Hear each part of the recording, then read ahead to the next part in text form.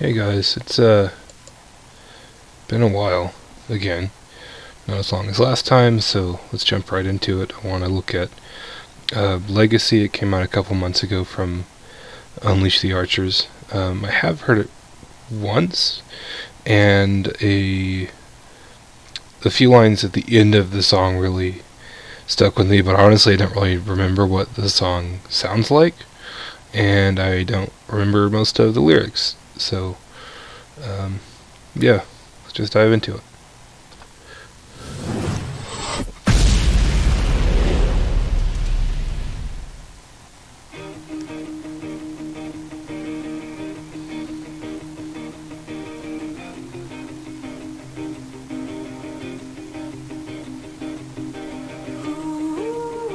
It's a different kind of intro for them. It's cool. It's a lot more chill.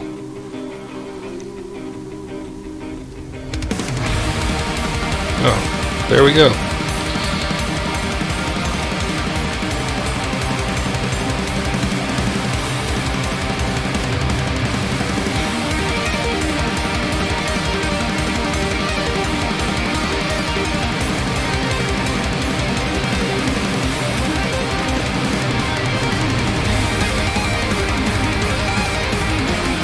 Everyone says this pause it for copyright. I don't think it really works.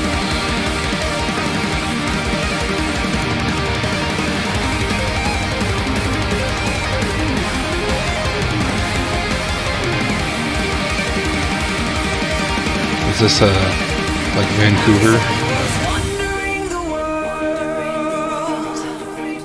Trying so hard to find you, to give me purpose.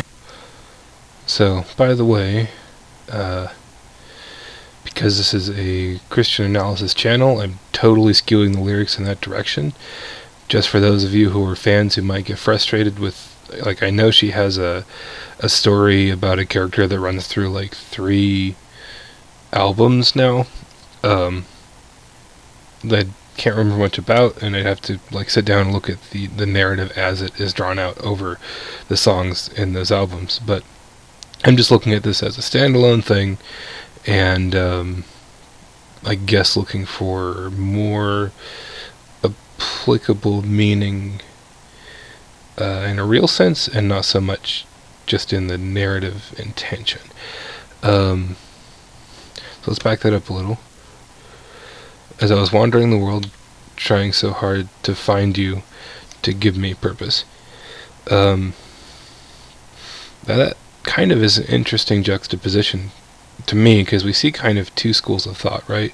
It's like those who are religious, who like have their system and their beliefs, and like we know the God who created us and who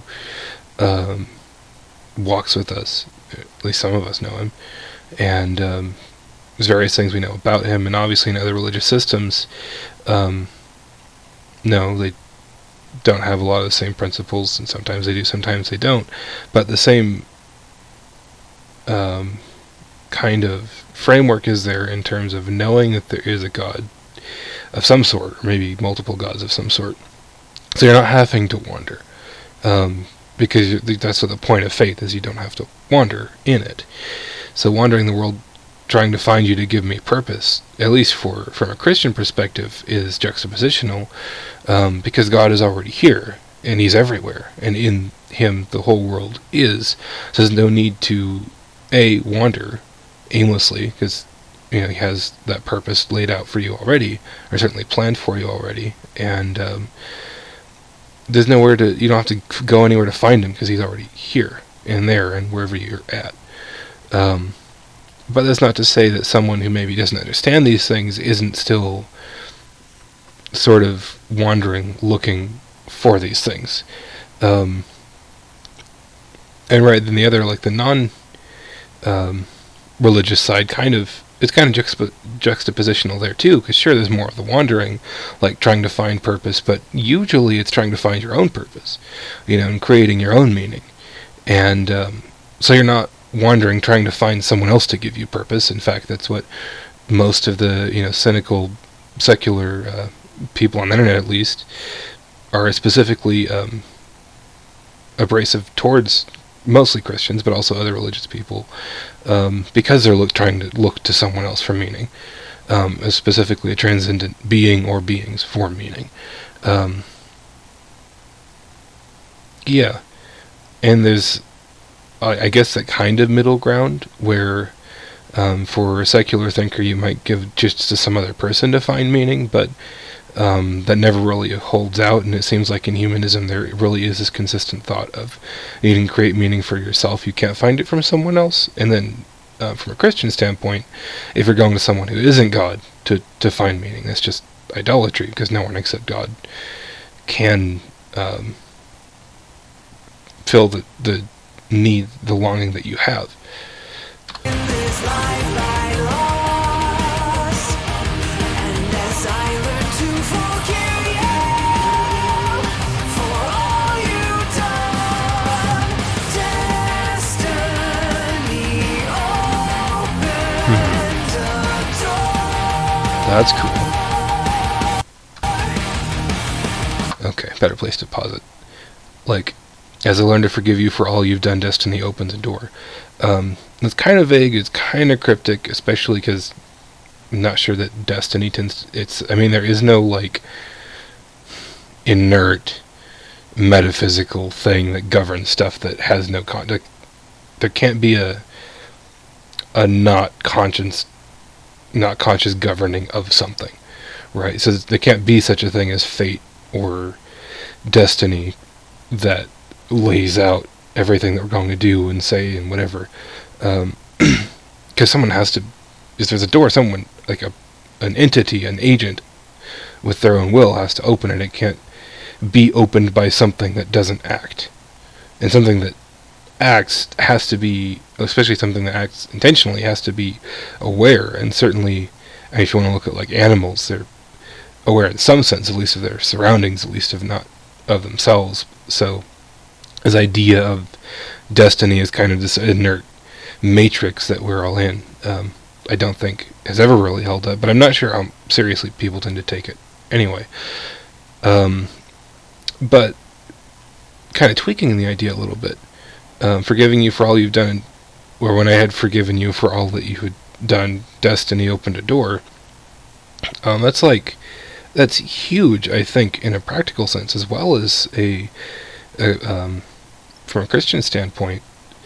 In the practical sense, when you forgive someone, you're not carrying around the ire and anguish and the rot that carrying a grudge brings with it.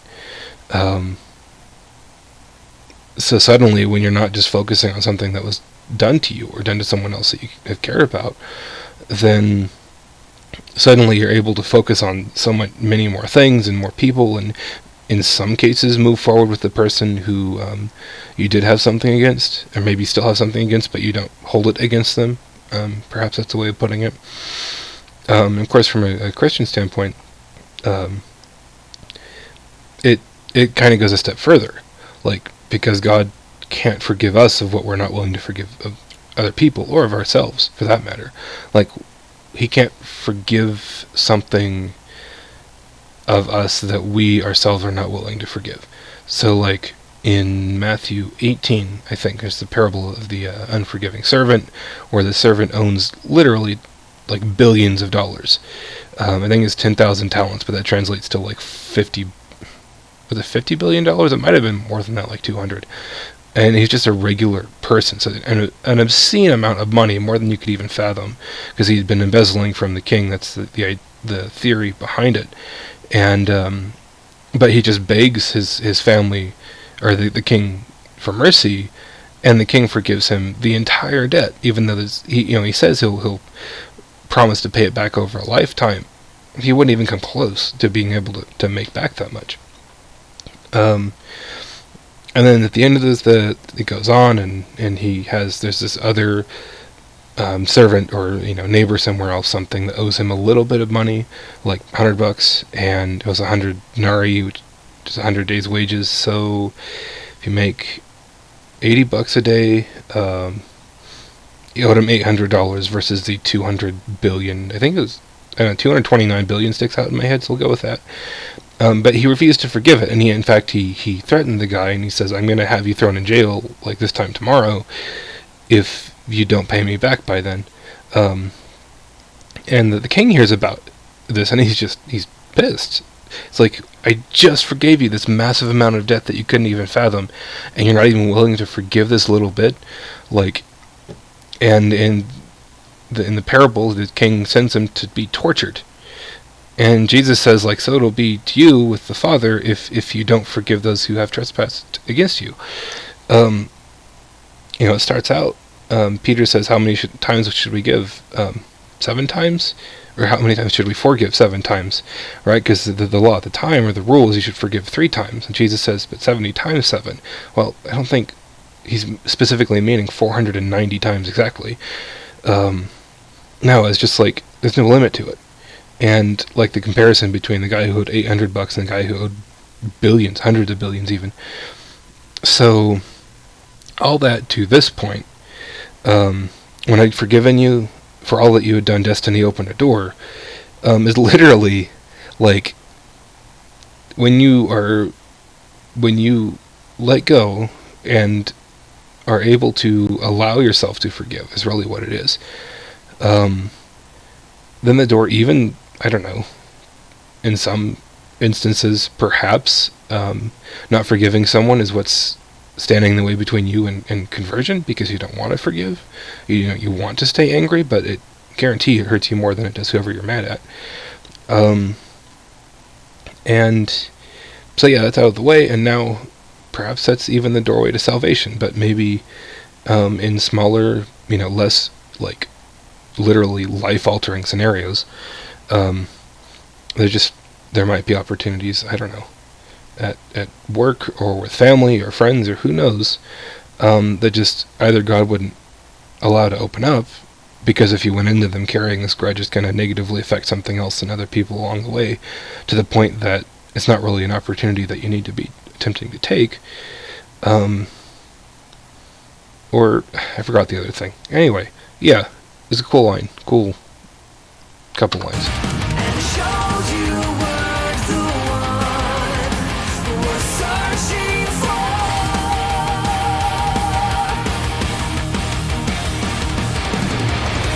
But as time Oh, well, that's a better context here. will to carry on.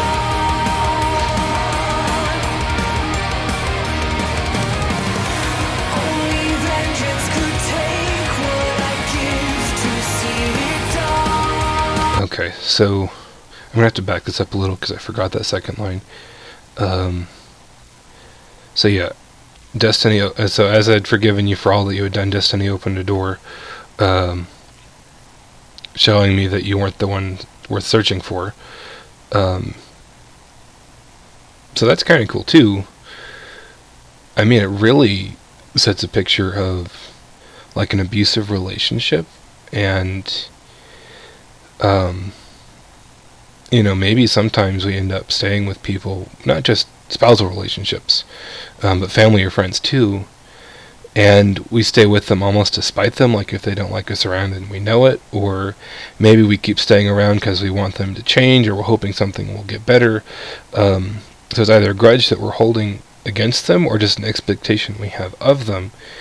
But as you let that go, and you just focus, eyes forward, suddenly you can have this new perspective that that person, it's not that they're worth it anything any less as a person, but they're not the person that you should be investing your life in.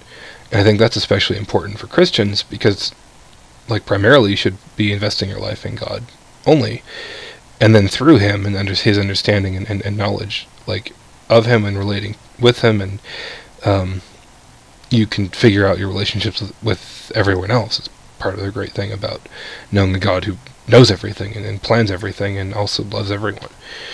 So everything is planned in everyone's best interest, which is absurdly complicated, and I couldn't begin to understand. But it still ends up working out. Well, that's also complicated how we define what working out looks like. But anyway, as time wore away, yeah,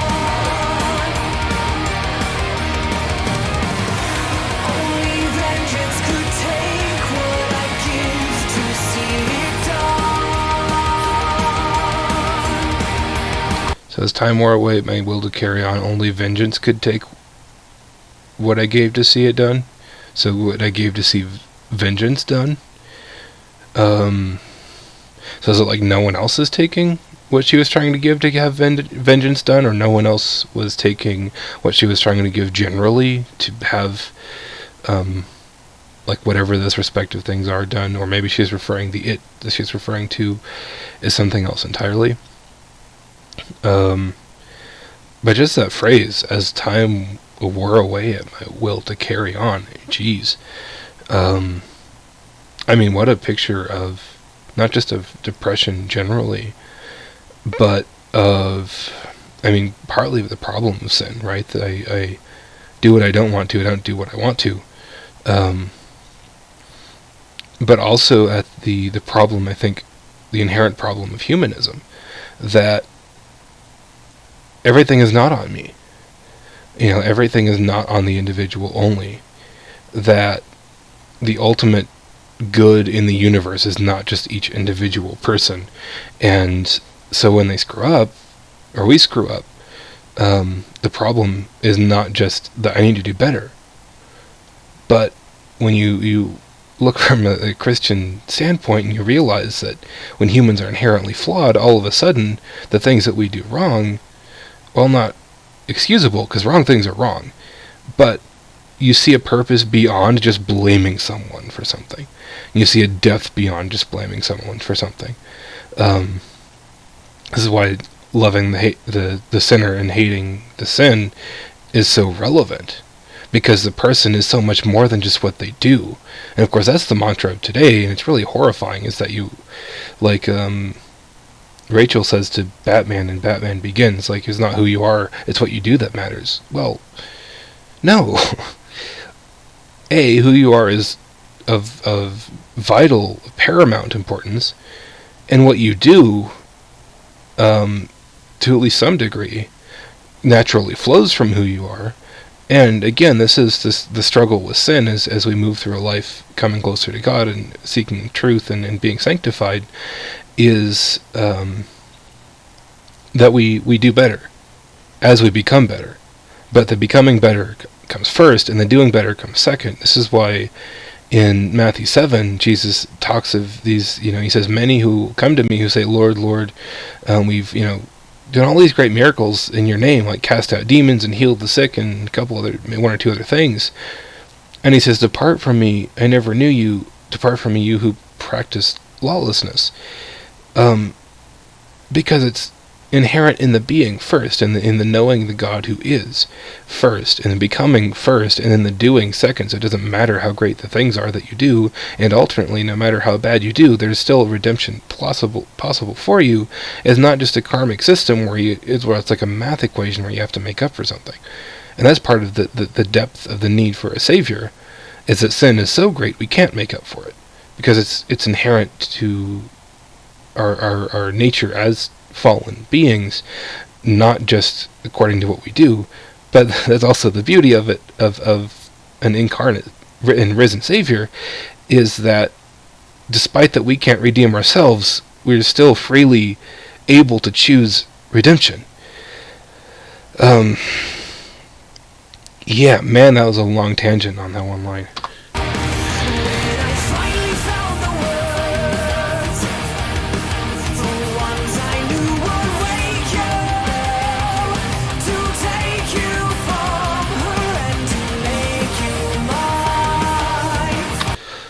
Okay, I finally found the words to wake you, to take her from you, or take you from her and to make you mine. There's potentially a lot there. I don't want to look at it just from a perspective of like a petty relationship, like tug of war thing, or just that sort of possessiveness in general. I can't really look at it from a Christian perspective, because God never has to find the words. Now, granted, like, we very often, most of the time even, reject his words, whether in his written word or just him, speaking to us and intonating with us. To take her from you and to... Okay. I am sort of blanking. Maybe... No, I don't want to go into, like, New Testament, Grecian matriarchy and, people groups that God may have been talking to from a New Testament, like, time of the early church perspective. That's heady and maybe not terribly relevant here. Aside from that, I'm not really sure what, and obviously it's not intended to mean that, so I'm not going to take in that direction.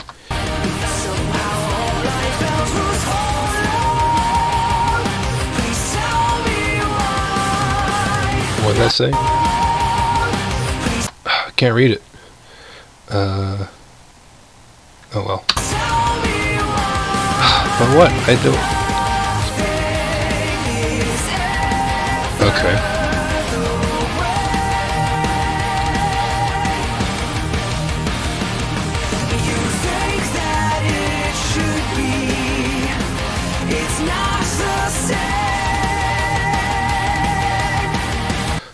Okay. Please tell me why nothing is ever the way you think that it should be. It's not the same. So please tell me why it's never... nothing is the way. Is that what it was? Yeah, nothing is the way. Wait. Is ever the way. It reminds me of a line from Burning Bright from Shinedown, from their first album. And I think the album's just called... Is it called 45? No, I don't know. I can't remember. Even though I've had it for years and years. The line says, "There's nothing's ever wrong. There's nothing. There is nothing ever wrong, but nothing's ever right."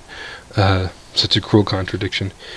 And I don't want to necessarily just keep harping on the paradox of sin, but again, it kind of sort of directly points back to it. But maybe in a case like that, it's also just talking about like the despondency of depression and melancholy, and like you can't point to specific things that are wrong, but still nothing is right. So please tell me why nothing is ever the way. It's kind of along the same lines, sort of, like not exactly meaning the same thing, but to the end of just frustration and listlessness and not knowing where to go, where to turn. There's nothing ever wrong, but nothing's ever right. It's kind of an existential look at your current situation. This "please tell me why nothing is ever the way" is like you keep trying and trying and trying different avenues, and none of them are working. So maybe that even sort of harkens back to the first couple lines, like wandering the world, trying to find you to give me purpose. And of course, Jesus is the way, the truth, and the life. So no thing, technically, no created thing, is ever the way. But only God is.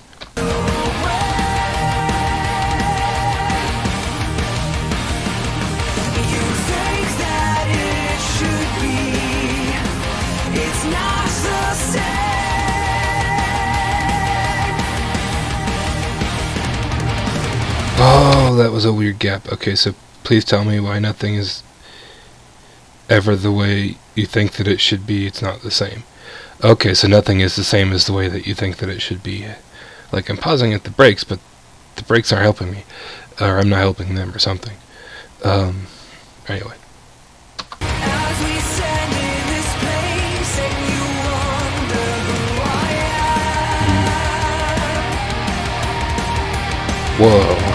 Just that. Like, as we stand in this place and you wonder who I am, like, we're here together, but you don't know who I am. And that's intense, because, like, and it's kind of getting at this idea that, that we've arrived at a place together, intentionally, or at least gotten there at the same time, and, I kind of remember the, like, last shot of this video where they're around in, like, a park, so something like that, but, so this is, like, for someone who is questioning and seeking after truth. Like, God is there with you, with us. and honestly, this isn't, as I've learned from a friend recently, and I had forgotten this being even a thing at all. You might have gone your entire life thinking you believed in God, but really you were just raised in the church and the things about God, but never really believed in Him, or maybe you did at some point, but it just kind of stopped. It was buried or just turned numb. So, we stand here in this place, and you wonder who I am. It's like God pleading to everyone who has just forgotten Him, or forgotten to think about Him, or know Him, perhaps. I think especially in the church, as well as those who are seeking from outside. Yeah, because he's right here with us, but at least we're wondering, and I think that's the redemptive quality of this particular line anyway, is that we stand here, and it could say, as we stand here and you don't know who I am. It says, as we stand here and you wonder who I am. So at least there's a curiosity about it. Now, that becomes a lot more painful when it's people who've known each other for a long time and you're suddenly realizing that you have no idea who this person is. Geez, especially someone like that you're married to. Ugh, man. So I guess, yeah, there's the like hopeful side of it, and there's that other side that's the like, this is the culmination of even a lifetime, and I'm realizing now I have no idea who you are, despite that we stand here together. Like that hurts. Can't you see in my face I'm his son, his earth and air? What does that mean? Okay, as you wonder who I am, can't you see in my face I'm his son? So like, is it a mother and a child, or like, who's the person wondering who the other person is? The person who is being wondered about is the son of somebody who should be known. Man, what a picture of the incarnation, though, and Jesus like coming here, and so many people either not knowing who he was, or I think more often than that, denying who he was and who he is. So can't you see him, his son, his earth and ash? So like creation, and so present creation and past creation, maybe. I don't mean creation in the sense of like we're in the created universe. I just mean like someone who has been created, which of course would indicate not Jesus, because he is God. He is not created, but just in the context of the song, trying to figure out what's going on. So as we stand here in this place and you wonder who I am, can't you see in my face that I'm his son, his earth and ash? I don't know, it's a really cool picture, and I'll maybe go with that, like I'm his present intention, but also the remnant of a past life, perhaps. Whether this person standing there is the mother, like estranged mother or not. Yeah, it's cool. And you're here, a silver borderless together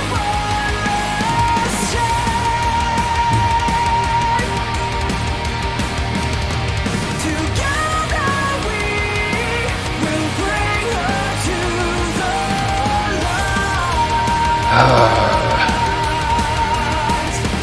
Okay, so that's probably the same her who was like, I need to find the words to take you from her and make you mine. You stand here as servant for one last time, together we will bring her to the light. So, again, I don't know who this is referring to. I'd have to go back and look at the earlier, like, albums, really, to see what is happening in this narrative. Kind of want to now.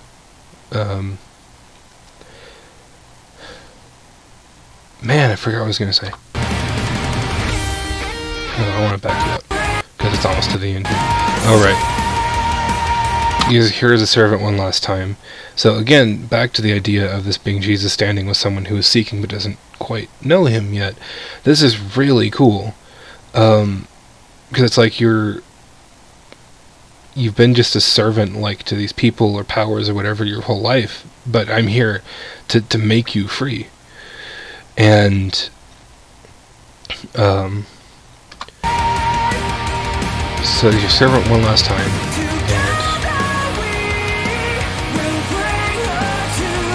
yeah, I mean, this is, I don't know if God usually works this way, but man, if he does, like where he's just bringing someone to him, and part of the act of bringing someone to him is almost this condition that we're going to go get someone else and bring them also. So what a cool thing for like a married couple to be able to both go into, effectively into the light that God is together, or almost together, right? One right after the other. But whoever this might be referring to, and whether it's, you know, friend or family member or something, like, I can easily see it as, like in condition, like someone also almost doesn't want to convert because they don't want to lose someone, and God's like, well, we'll get them together. And that's just, I don't know, like I don't know what that looks like, because I don't have a lot of my family now since being Christian, but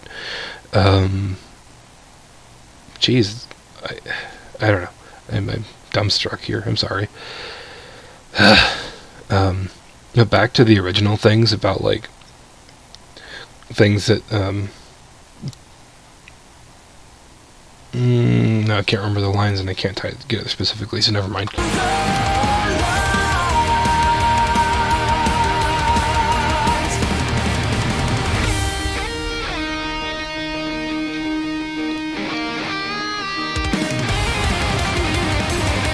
Dude, that's sick.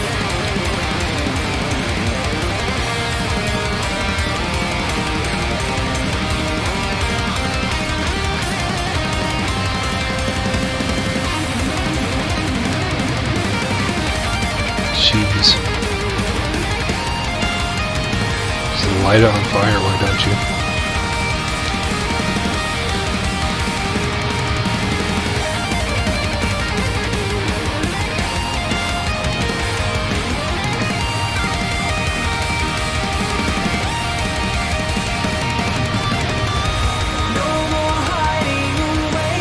Okay. Man, that was freaking sick. Also drums. I mean, everyone is like, dude, the drums, but actually the drums, I don't know really know music. I know I can't do any of it, and when it's both energizing and painful, I'm like, this is like the perfect thing.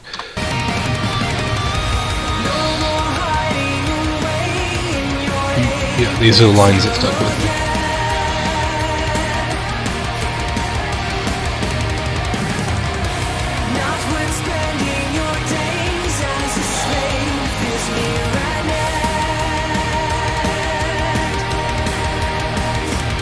Okay, I'll just stop there. No more hiding away in your apex again, not when your days as a slave are nearing an end.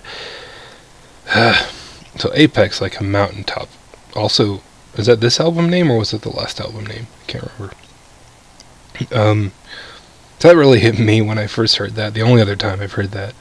I really got to the last line, and then it was back to these like last four lines. These were the third and fourth last.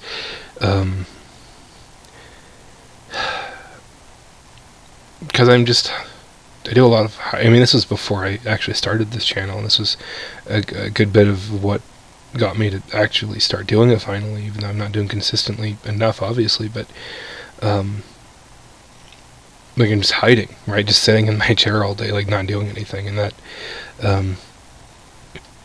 time with, you know, elections and world stress and money stress and all this stuff, but just hiding.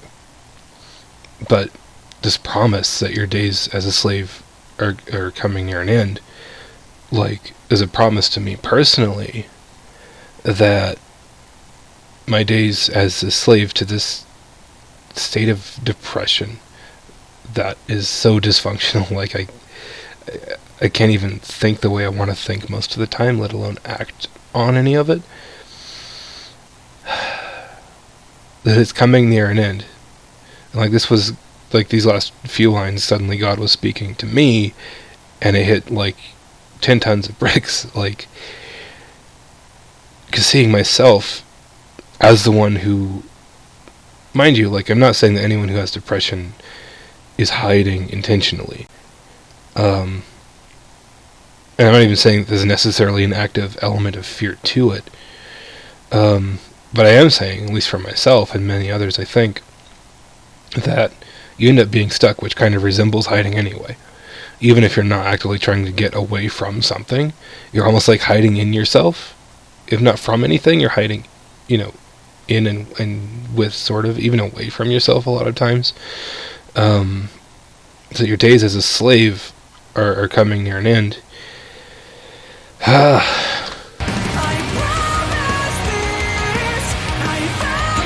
oh man.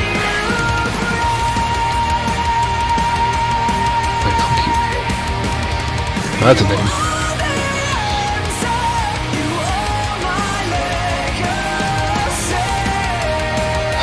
Jeez. Yeah, I want to back that up and let it just end properly here in a minute, but so I promise us a value set to set you free. You are the answer, you are my legacy. After, like, no more hiding away in your apex again, your days as a slave are coming near an end. So this promise from God to me that your days as a slave are nearing an end, and I vow to set you free from this torpor, this self-anguish, whatever it is, has been keeping me basically from living. Not that I was ever great at it to begin with. You are the answer. And that's intense. You are my legacy. So here's God literally saying, and not just to me, like, I could choose anyone. I could have chosen angels. I could have just saved people, right, only when they died, had a moment of decision. Like, no, you are the answer that I have chosen to the problems that I have revealed around you in your life and in yourself. And through you, like, we will bring, people and things, like, into the light, and salvation and redemption and healing. And so I have faith in you, he says. Like, and in 1 Corinthians 10:13, right, like, God doesn't give us more than what is common to man, that give us a way to overcome it. Okay, kind of along those lines, but more intentional, that God actively has faith in us to deal with these things, including the pain and the struggle that we carry and endure. So you are the answer, you are my legacy. So literally God is saying, and he does say to us, not just because of this song, right? This is the thing that is there anyway. Like, he says to us, like, we were made in his image. That's the fact. So what is a legacy but literally how people will remember someone else? So, and in John 13:35, he says, the world will know you as my disciples by your love for one another. This is the God who is love. So we really are his legacy. We are that love that he has left and continues to leave and work into the world. And it's for us to take that and go and love others. And that's one of the main things, perhaps the singular main thing that the church has gotten so wrong over forever, is that we always try to recruit others and convince others, but we don't love them. We try to tell them that they're doing wrong, but we don't show them the God who is right. And so you are the answer, you are my legacy. Oh man. Okay, let's finish this properly here. Yeah, a little more. There we go.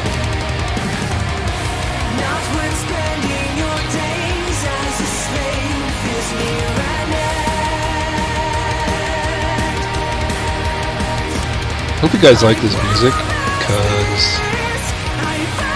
that's why we're sitting here at this point. Also, the name of that bar is great.